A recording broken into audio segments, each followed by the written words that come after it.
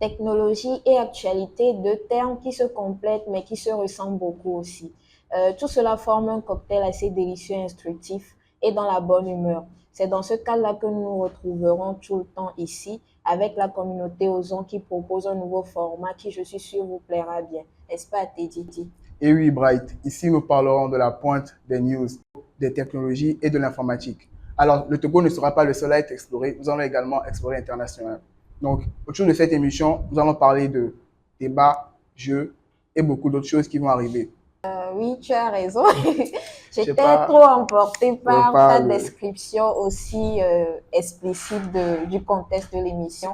Bien sûr, en ajout à ce que tu as dit, nous allons avoir des invités aussi, et aujourd'hui particulièrement, un invité spécial et pas des moindres. Mais avant de passer à autre chose ou avant de passer à l'invité, parlons d'abord de Tech Actu au national. Avec toi, bien sûr. Ok.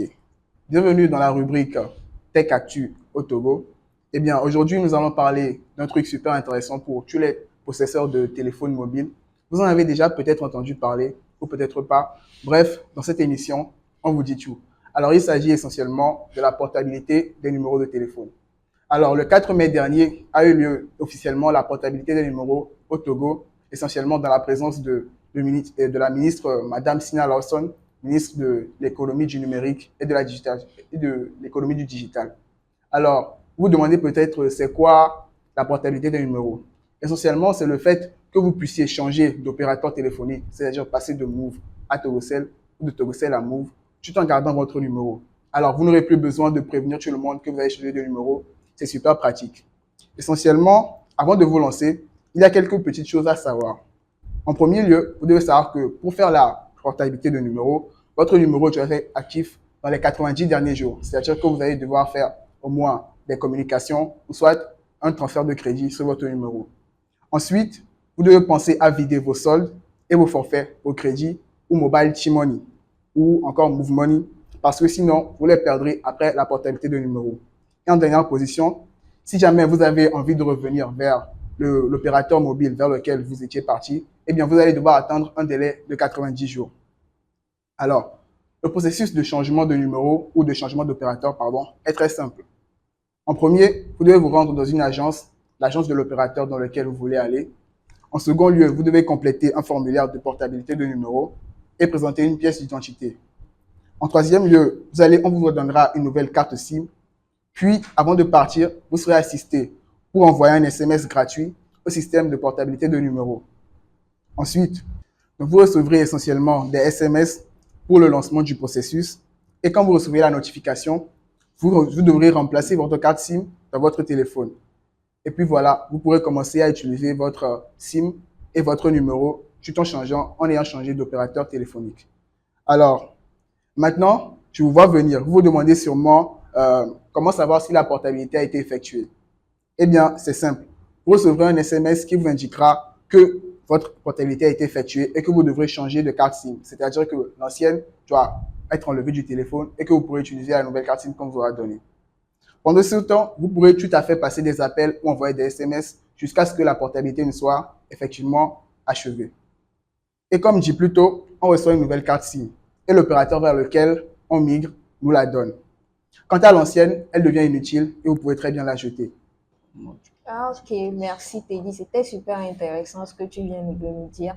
Donc, ça veut dire que j'ai un numéro de téléphone, j'ai une SIM, je peux changer d'opérateur sans toutefois qu'il y ait autant de protocoles qu'avant, beaucoup plus facilement et sans que mes contacts soient prévenus. Mais j'ai quand même quelques petites questions, je pense, qui trottent aussi dans la tête de ceux qui nous suivent. C'est justement en premier lieu d'abord. Qu'en est-il des contacts qui sont enregistrés sur ma SIM avant de faire l'étape de portabilité? Alors, très bonne question, Bright. Alors, il est crucial qu'avant d'effectuer la portabilité, vous enregistrez vos numéros autre part que sur votre SIM, parce que sinon, ils seront totalement perdus. D'accord? Ok. Et maintenant, lorsque je fais ce changement, bon, je pense que tu l'as dit, mais juste pour me rassurer, mes contacts, est-ce qu'ils seront informés de ce changement d'opérateur ou pas? Eh bien, nos contacts ne seront malheureusement pas informés de notre changement. Cependant, lorsqu'ils passeront un appel vers notre numéro, il y aura un bip sonore ou un message sonore qui leur fera comprendre que vous avez changé d'opérateur. D'accord, ok. Maintenant, je vais peut-être aller un peu dans la partie technique pour ceux qui nous suivent sont développeurs ou sont dans l'informatique en général.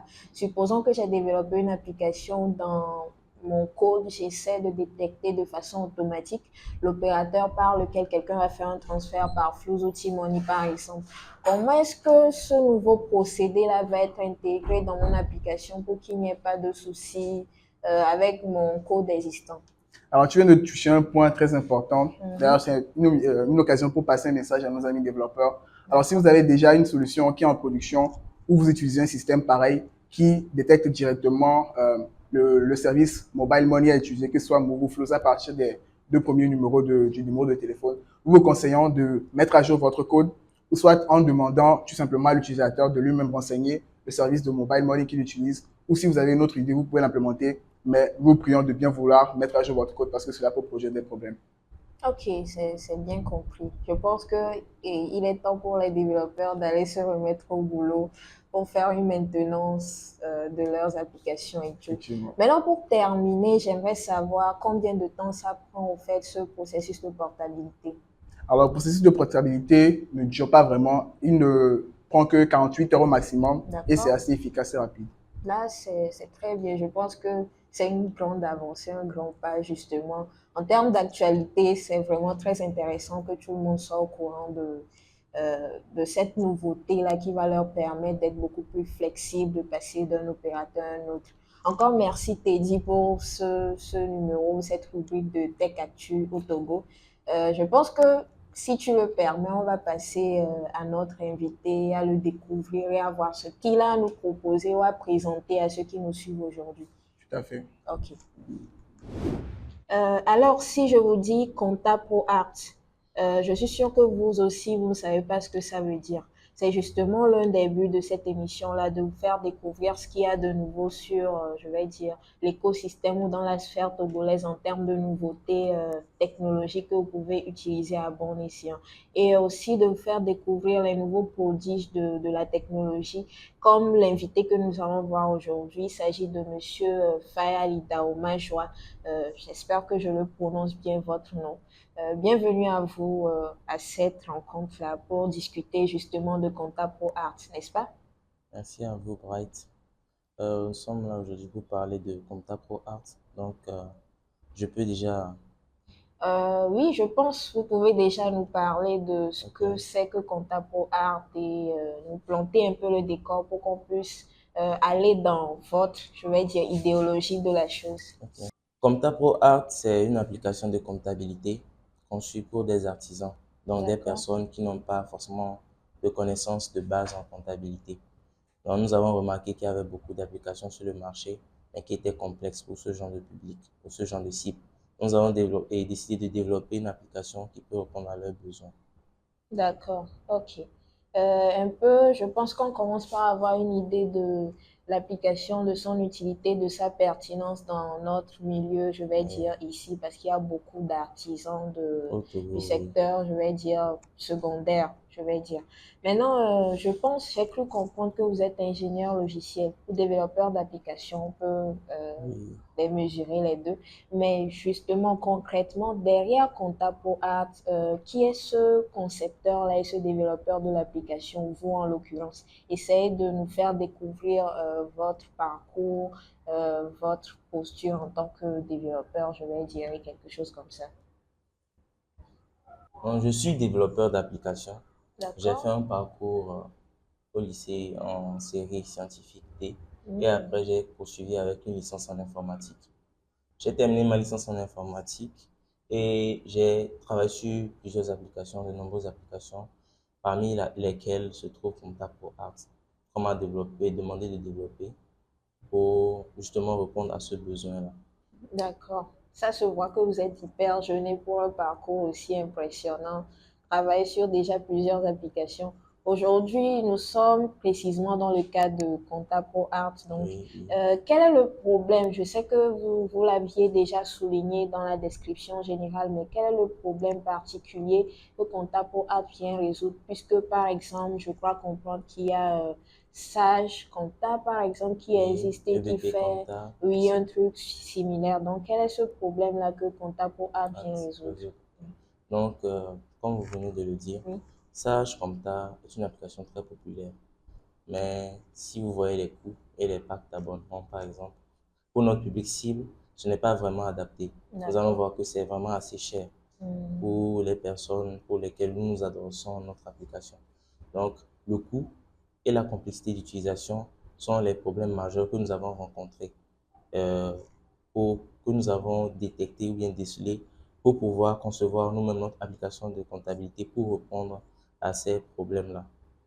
Donc, vous allez voir que Sage 50 Compta ou Sage 100 Compta, qui sont toutes deux des applications de Sage Compta, sont des applications dont on a besoin de maîtriser euh, l'outil comptable. l'utilisation, ok. Voilà.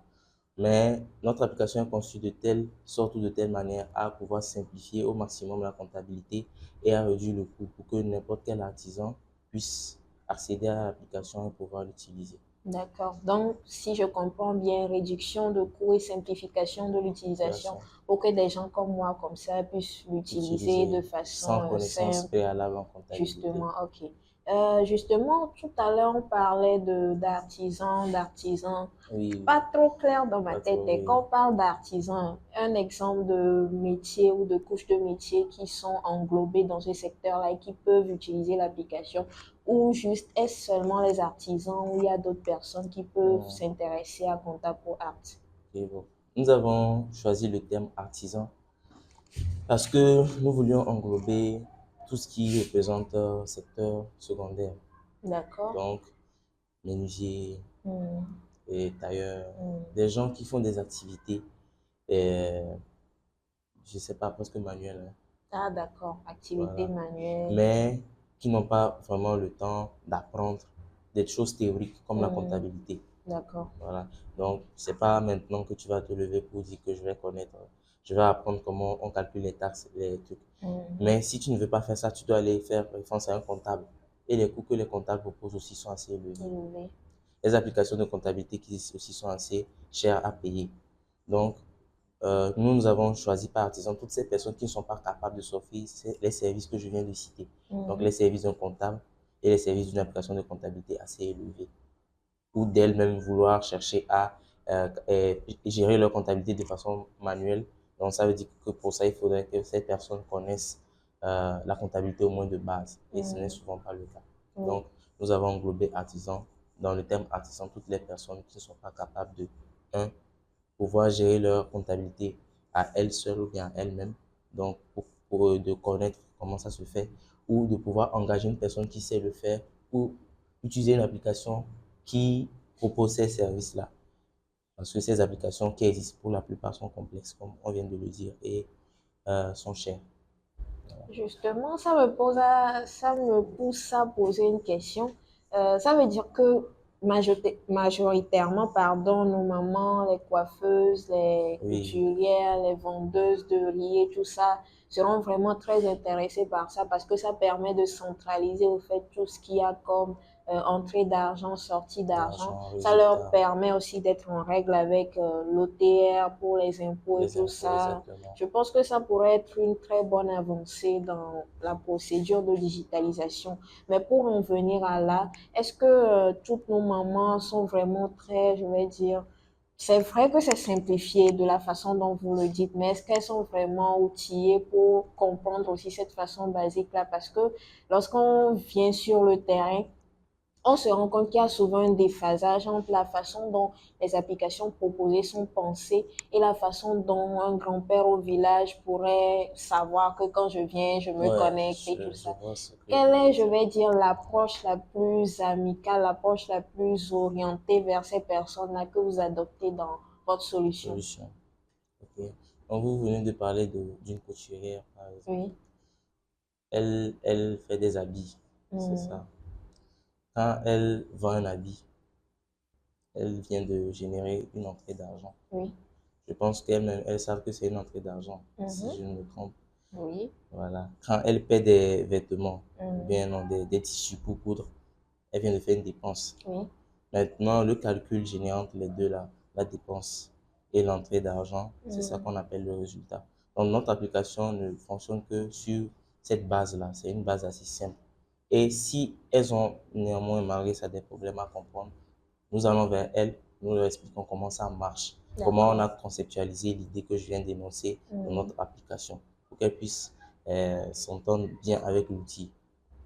Donc, c'est pour cela que nous avons aussi fait des phases de test où nous allons vers les artisans pour leur montrer comment l'application marche. Voilà.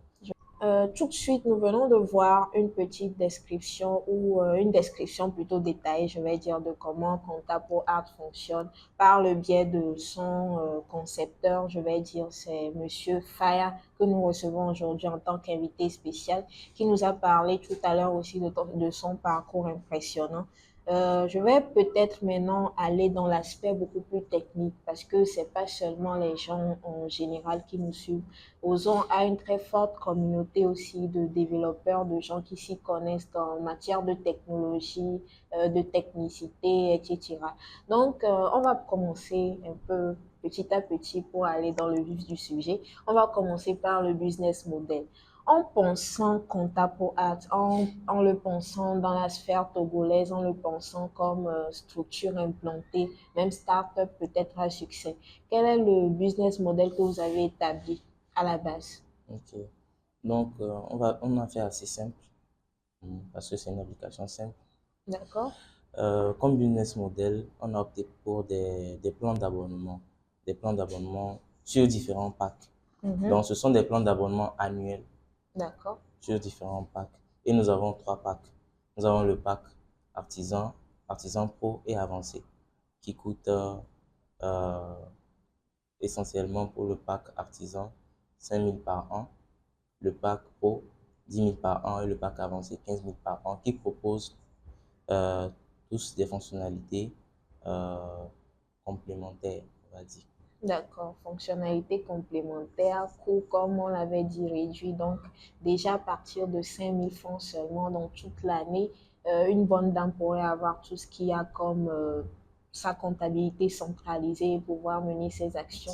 Et si elle veut avoir plus d'ouverture, elle peut passer à des plans beaucoup plus professionnels ou des plans beaucoup plus Plus avancé, sophistiqués, oui. tout ça. Mais tout cela encore à un prix vraiment très moindre par rapport aux Bon, solutions qui existaient. existe déjà sur le Donc, marché. très adapté au marché, je vais dire. Je vais passer maintenant à la partie interface. On vient tout de suite de voir une démonstration de comment ça fonctionne. Je pense que c'était très intuitif, très, je vais dire, l'ergonomie de l'application était très bonne. On avait envie de naviguer, de voir les onglets, on savait exactement ce que telle couleur voulait dire, si je suis dans le rouge ou pas et tout ça là. Donc, ça m'amène à vous poser la question. Comment est-ce que vous avez pensé cette partie conception du design de l'application en lui-même? Est-ce que vous aviez intégré déjà les notions du public cible dont on venait de parler dans cette conception-là? Oui, bon, pour l'interface, nous n'avons pas voulu faire un truc, on va dire, qui forcément frappe, ou Mhm. bien être trop beau, ou bien trop avancé. Nous avons pensé l'interface pour que toute personne puisse s'y retrouver.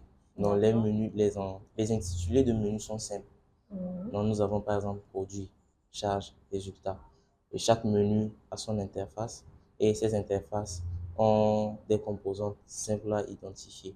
Donc, nous avons les ajouts d'entrée par exemple. Vous savez que quand vous cliquez sur l'ajout d'entrée, vous faites un ajout d'entrée. D'accord. Pareil pour les charges. Et Mhm. quand vous allez au niveau des résultats, on vous dit que le résultat c'est tel et que c'est la différence entre tel et tel. Donc, ce sont des interfaces vraiment simples pour notre public cible qui, qui sont censées être intuitives et faciles à comprendre. Ok, intuitif, pratique, simple. Je pense qu'on est toujours dans la logique de ce qu'on avait commencé, Oui, adapté à la population togolaise. Je vais parler, je pense, on a un peu effleuré le sujet, mais maintenant c'est l'occasion pour les développeurs aussi de vous titiller. Dans la conception elle-même, quel outil par exemple vous avez utilisé côté design pratiquement?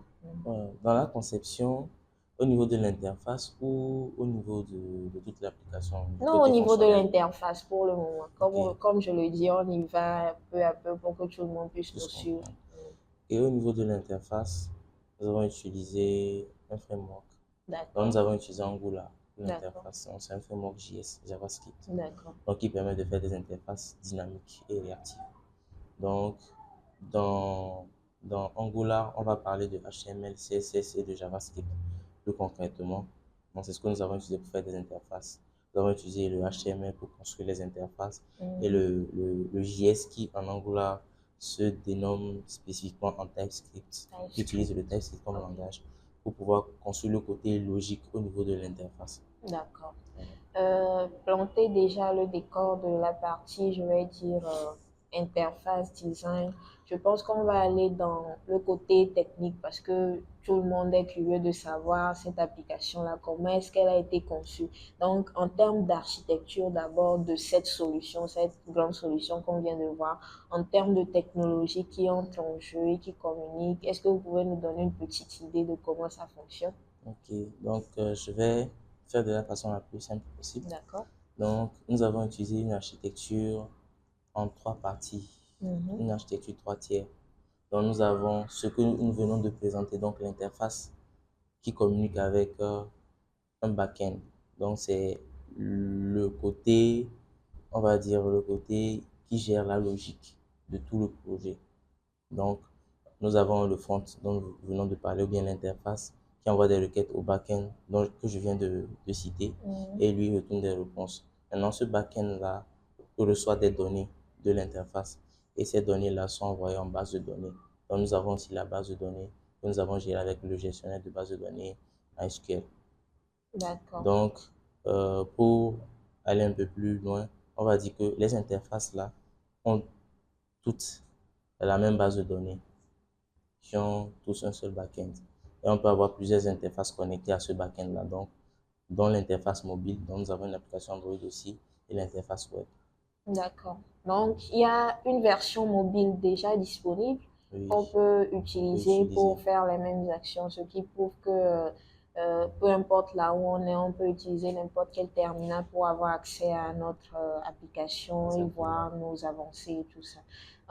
Passant du côté technique, je vais peut-être aller à un niveau d'expansion, de plan à long et à court terme de cette application-là. C'est vrai, il est déjà sur le marché togolais, hébergé et disponible. C'est ça? Oui, c'est ça. Donc, maintenant, quel est, je vais dire, le plan? Un plan peut-être d'expansion, un plan de communication autour, je sais pas, mais est-ce que vous voyez Compta pour Art en plus grand à l'international, par exemple, même en termes de technologie? Avant-dernière question avant de nous quitter. Oui. Quels sont les défis que vous avez rencontrés tant sur le plan technologique que dans la mise en place même de façon globale de l'application? Ok. Donc, nous avons développé une application comptable. Donc, moi-même, en tant que personne, je n'avais pas les compétences de base en comptabilité. Donc, j'ai dû lire beaucoup de choses sur la comptabilité, la façon de gérer les taxes, les impôts et surtout m'accommoder au système local en termes de comptabilité pour pouvoir proposer une solution qui répond à ces besoins-là. En termes de défis techniques, euh, j'ai eu certains soucis au niveau de la conception de l'interface parce que D'accord. j'avais du mal à proposer un truc assez simple. Hmm, Voilà, donc j'ai hmm, dû essayer de simplifier les trucs pour qu'il n'y ait pas trop d'actions pour pouvoir accomplir une tâche, pour d'accord. qu'il n'y ait pas trop d'actions qui s'enchaînent. Donc j'ai dû simplifier au maximum que possible l'utilisation. Ok. Je pense que c'est une idée assez claire de ce que vous avez eu comme défi. Ça nous pousse justement en nous quittant, bien sûr, à parler de quelques conseils que vous pourriez donner aux jeunes développeurs qui vous suivent et tout, qui veulent se lancer comme vous, avoir des solutions déjà déployées qui fonctionnent et dont la population jouit. Et aussi votre mot de fin pour terminer aussi à tous ceux qui nous suivent, plus particulièrement la cible de Contact Pro Art. Donc comme conseil, un développeur ou bien un ingénieur logiciel ne doit pas forcément se limiter au côté technique. Donc il y a beaucoup de choses que, en tant que développeur Qu'on peut logiciel faire. qu'on peut faire et Hmm, qu'on est censé connaître. La d'accord. comptabilité, le droit, ce sont des concepts importants puisque vous Hmm, pouvez être appelé un jour à développer des applications comme ça. Donc, euh, apprendre au moins les bases de ces choses-là avant de commencer avant d'avoir un jour ce genre de projet est un plus non négligeable. Donc, c'est bien de s'informer, de ne pas rester dans sa zone de confort et d'apprendre de nouvelles choses. Voilà. Donc, pour finir, Mhm. c'est intéressant ce que la communauté Ozon propose. Donc, si des jeunes ont des choses à apprendre, de nouveaux concepts, ils veulent apprendre de nouvelles choses, pas seulement dans le domaine de la technologie, ils peuvent venir s'inscrire dans la communauté Ozon où ils délivrent des cours, des programmes. D'accord. Intéressant. Nous nous remercions beaucoup Merci pour à votre vous. disponibilité, cet échange enrichissant et surtout qui nous a permis de découvrir cette application-là dont je pense les références et le lien seront laissés pour toute personne qui voudrait l'utiliser. Donc, aux auditeurs ou aux téléspectateurs plutôt et à tous ceux qui nous suivent, je pense que c'est à saluer l'initiative et la solution que vous apportez et je pense qu'on va conclure aujourd'hui en vous remerciant et en disant que nous sommes là, la communauté Ozon est là pour justement parler de ce genre de projet. Donc, nous sommes ouverts au cas où il y a une mise à jour, une nouvelle Pas de application, un souci. nouveau truc, pour que nous en parlions, que nous informions la société. Donc, aujourd'hui, c'était Monsieur Faya Lidaoma Joa, ingénieur logiciel, développeur d'applications, qui a plusieurs casquettes, comme nous l'avons vu et que nous a présenté Contapo Art. OK. Donc, voici l'interface de notre application. Donc, notre application propose plusieurs menus. Nous avons le menu produit, charge, résultat et impôt. Donc, supposons que la dame d'Aimolo veut enregistrer l'haricot ou bien le riz qu'elle a payé. Donc, il suffit qu'elle se rende dans le menu charge, qu'elle aille sur ajouter charge et qu'elle mette comme libellé achat de marchandises. Elle mette le montant, la date de l'opération et qu'elle enregistre. Donc, c'est comme ça qu'on enregistre une charge. Maintenant, si elle vient de faire une vente ou bien d'effectuer des ventes, elle va dans le menu produit et qui sur ajouter entrée. Elle met vente de marchandises, elle met le montant,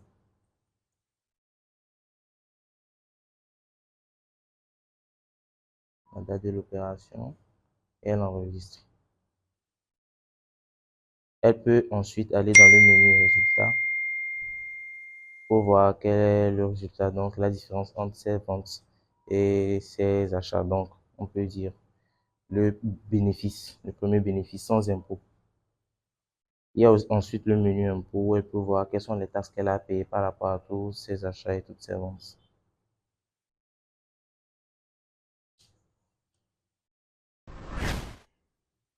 Ok. Alors, la seconde trouvaille est dans le domaine de l'éducation. On se demande si l'IA va révolutionner l'éducation. Alors, nous parlons ici de l'ambitieuse vision de Sal Khan, fondateur de Khan Academy, sur l'impact potentiel de l'IA dans l'éducation. Selon lui, l'IA pourrait offrir une éducation gratuite et personnalisée à tous, bouleversant ainsi l'enseignement traditionnel. Khan Academy utilise Camingo, un chatbot éducatif qui aide les élèves à apprendre à leur propre rythme, tout en s'adaptant à leurs besoins et en fournissant également des explications personnalisées. Camingo soutient également les enseignants en les aidant à gérer leur classe et à préparer leurs cours. Alors, les opportunités et les défis que présente Camingo sont essentiellement, en premier lieu, pour ses avantages, nous parlerons de l'apprentissage personnalisé, de la motivation accrue des élèves et également du soutien aux enseignants. Mais il doit aussi surmonter des défis comme la compréhension du langage naturel et également le respect des normes éthiques.